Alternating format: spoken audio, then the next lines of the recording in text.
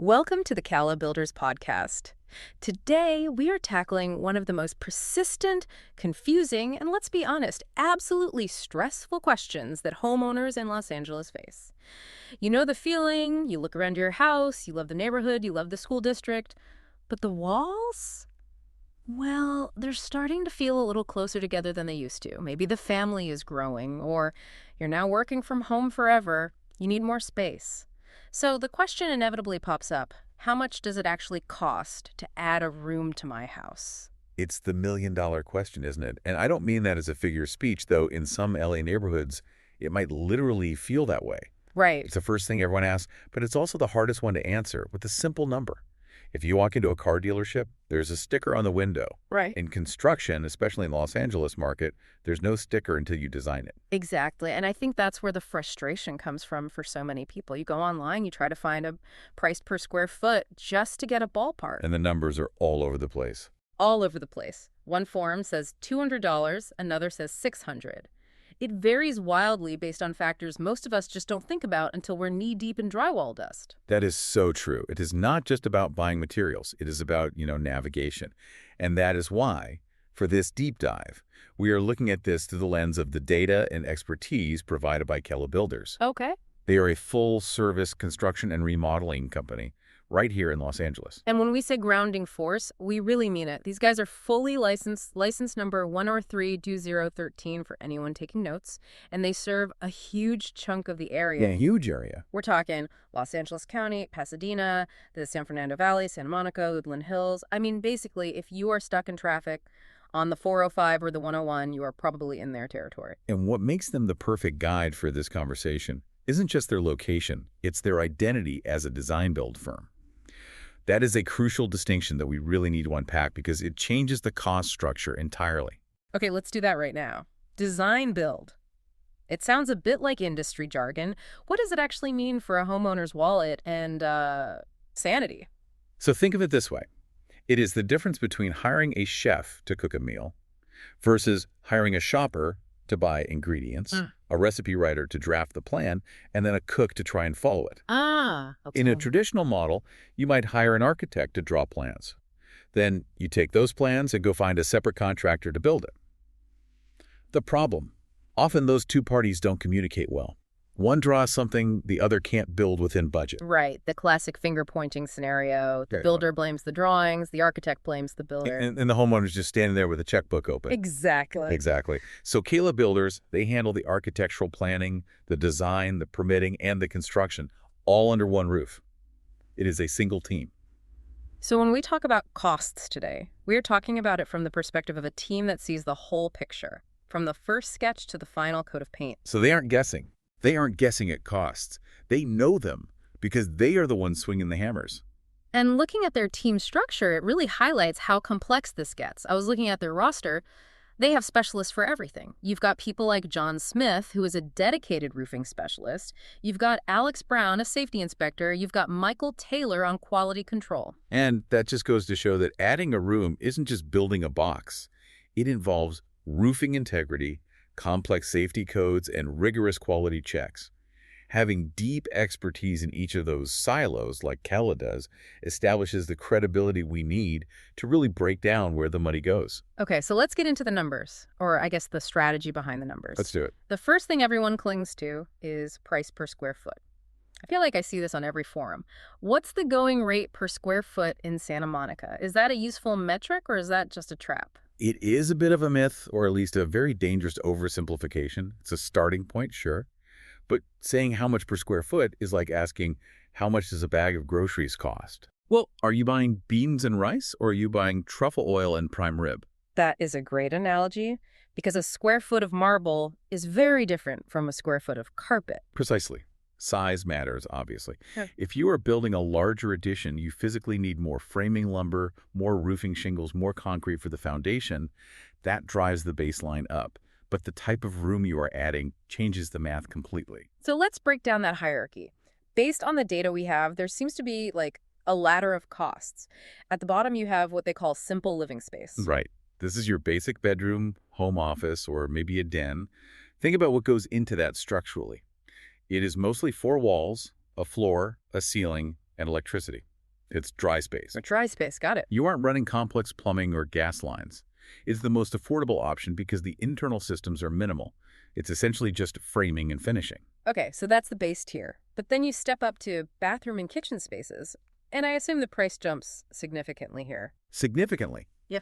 And it is obvious why, when you look behind the drywall, you aren't just framing walls anymore. Now you are dealing with supply lines, waste lines, venting stacks. You have waterproofing, which is critical in a bathroom to prevent mold lawsuits down the road, and potentially gas lines for a stove. You need more specialized tradespeople involved. So it's the difference between hiring just a carpenter versus a carpenter, a plumber, a tiler, and electrician all at once. Precisely. And in a kitchen, you also have cabinetry and countertops, which are huge line items. Then you have the master suite. Okay. This is what I like to call the combo platter of additions. I like that, the combo platter. It really is. A master suite usually involves expanding the footprint for a bedroom, but it almost always includes a private bathroom and often a walk-in closet with specialized cabinetry. So you have the square footage costs, plus the plumbing and electrical upgrades. And the finishes. Plus, and this is key, usually higher-end finishes, people tend to splurge on their master suite. You want the nice tile, the rain shower, the heated floors. So that pushes the budget up on both the labor and the material side. But then we get to the heavyweight champion of costs, the story edition. Building up instead of out. I feel like people assume building up is cheaper because you don't need a new foundation. That is the most common misconception we see in the Cala Builders data. This is where the physics of construction meets the wallet. Uh-oh. A second-story addition is almost always the most expensive tier. You might think, I don't need a foundation. But in reality, you are putting a massive amount of new weight. We're talking tons of lumber and drywall on top of a house that wasn't originally built to hold it. So you have to fix the bottom before you can even build the top. Exactly. Yeah. You aren't just building up. You are reinforcing what is down. You often have to open up the walls on the first floor to reinforce the framing with shear walls for seismic stability. This is California, remember? Right, of course. You might have to underpin or strengthen the foundation itself because the footings aren't wide enough for the new load. And then you are doing major surgery on the roof. You're taking the lid off the house and building a new one higher up. That sounds invasive. It is extremely invasive. And invasive means labor intensive. You have to weatherproof the house while the roof is off. You might have to move the family out in many cases. All of that adds up. Wow. Which brings us to the next big piece of this puzzle, the LA factor. Yeah, let's talk about that because we hear this all the time. Why does construction cost so much here? Is it just the sunshine tax? Or is there something real behind it? It feels like a tax, doesn't it? But it's really about supply, demand, and legislation. First, let's talk about the labor reality. Labor costs are a huge chunk of any budget. But in Los Angeles, the demand for skilled labor is incredibly high. So it's hard to find good people. It's hard to find good people who are available. Legitimate contractors, like Cala Builders, price their work competitively, but they have to be firm. They are competing for the best framers, the best electricians, the guys who show up on time and do the work to code. And then there are the hidden labor costs, I'm guessing? The stuff the guy with a truck, quote, won't show you. Exactly. Like what? Well, if you are hiring a professional company, you are paying for workers' compensation, liability insurance, and maybe union rates. Yeah. You are paying for strict adherence to safety rules. Right. Remember Alex Brown, the safety inspector we mentioned? Yeah. That role exists for a reason. Keeping a job site safe and legal in California costs money. If someone falls off a roof on a cheap job site with no insurance, guess who gets sued? The homeowner. That is a terrifying thought. So you're paying for protection, essentially. You are. And if you hire the two guys in a truck to save money, you often pay for it later when the work isn't up to code. Which leads us to the bureaucracy of building. Red tape. So much red tape. Los Angeles has some of the strictest building codes in the country. We have seismic codes, energy codes like Title 24, fire codes, permits, inspections, plan reviews. All of this takes time. And in construction, time is money. How so? If the project is just sitting there waiting for a permit, is it really costing you cash? Absolutely. Prices for materials fluctuate. If lumber goes up 20% while you wait for a stamp from the city, that's real money. You have carrying costs for the property. And administrative time, someone has to go down to the city, file the paperwork, answer the corrections, meet the inspector. That is all billable time. And what about zoning? That always confuses me. How does that hit the budget? It comes down to limits, setbacks, and height limits. You might want to build right up to your property line to maximize space, but the city says, no, you need to be 5 feet back. Yeah. Or You can only cover 40% of your lot size. If you don't account for these rules before you start designing, you end up paying for redesigns. You pay the architect twice. This is where that design-build model saves you. They check the zoning before they even draw the pretty picture. That makes so much sense. Don't fall in love with a design that the city will never approve. Exactly. And don't quote a price on a design that can't be built. So we've covered size, labor, and the LA bureaucracy. But what about the house itself? I feel like people forget about the guts of the house. We call this scope creep. Scope creep is the silent budget killer. It's the stuff you don't see on Pinterest. You decide to add a 500 square foot room. Great. But your existing electrical panel is from 1975. It's 100 amps, and it's maxed out. Oh, no. You can't just plug the new room in. You had to upgrade the main panel to 200 amps for the whole house. And suddenly a room addition becomes a whole house electrical upgrade. I'm guessing HVAC is the same story. HVAC is a classic example. You add volume to the house. Your old air conditioner was sized specifically for 1,500 square feet. Now you have 2,000. That old unit can't keep up. It will run constantly and burn out. So suddenly, adding a room becomes replacing the entire HVAC system. That's a huge line item that just surprises people. It is. And then there's the design itself. Everyone loves an open floor plan. We see it on TV. Knock down the walls, let the light in. We do love open floor plans. But gravity loves walls. Yeah. When you remove a load-bearing wall to create that breezy, open California flow, you had to put something back to hold up the roof for the second floor.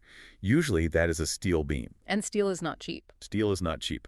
And the labor to install it, getting a crane, engineering the load calculations, is very expensive. Simple box designs with standard walls are cheap. Complex, open, custom designs are expensive. Okay, so we've terrified everyone. It sounds expensive, complicated, bureaucratic, but people do this every day. There have to be ways to control these costs. What are the cheat codes? How do we beat the system? There are absolutely ways to be smart about this. It's about strategic compromise. The first one is plumbing placement.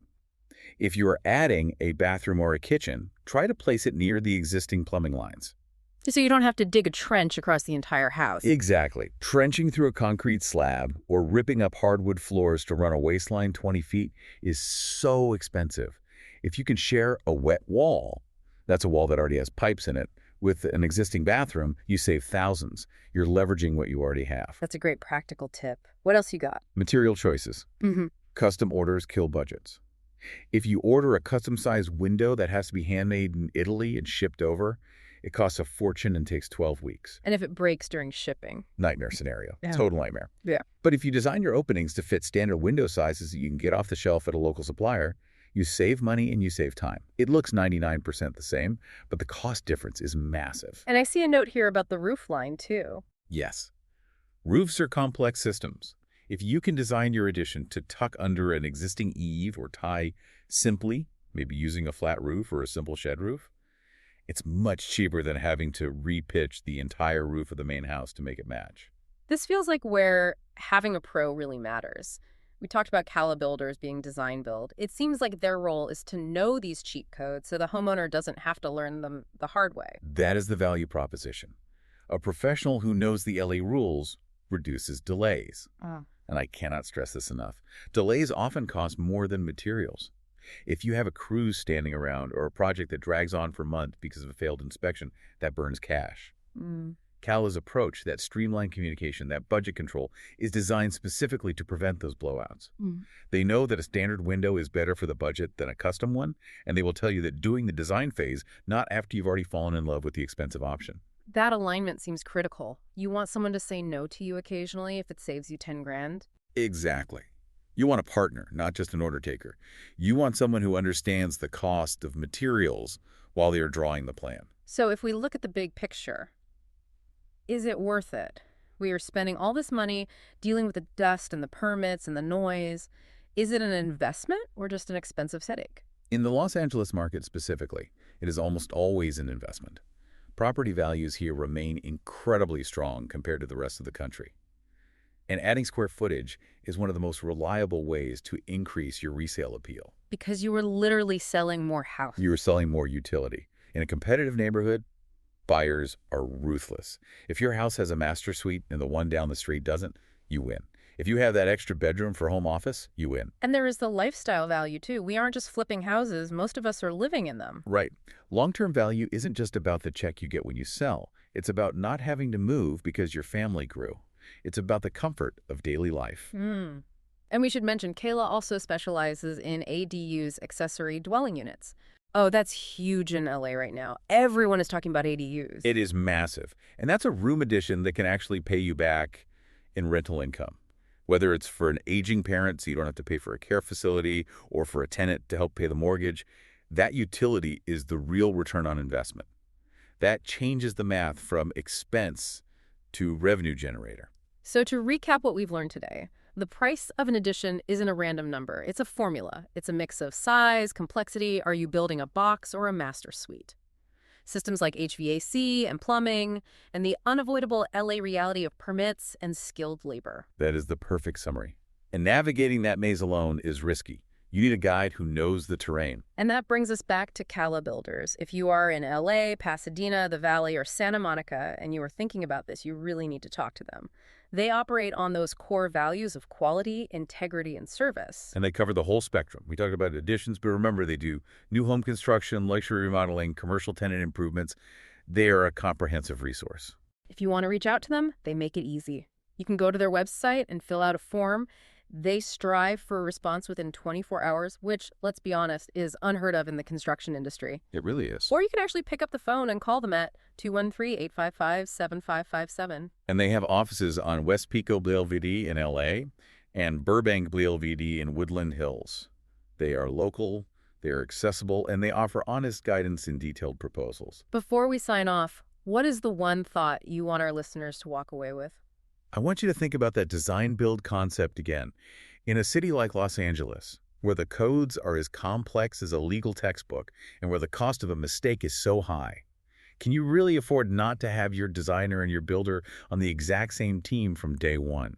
The peace of mind of having one entity responsible for the vision and the execution is, well, it's priceless. That is a great perspective. Alignment saves money. Well, thank you for listening to this deep dive into construction costs. Hopefully that dream edition feels a little less like a mystery and more like a plan. We'll see you next time.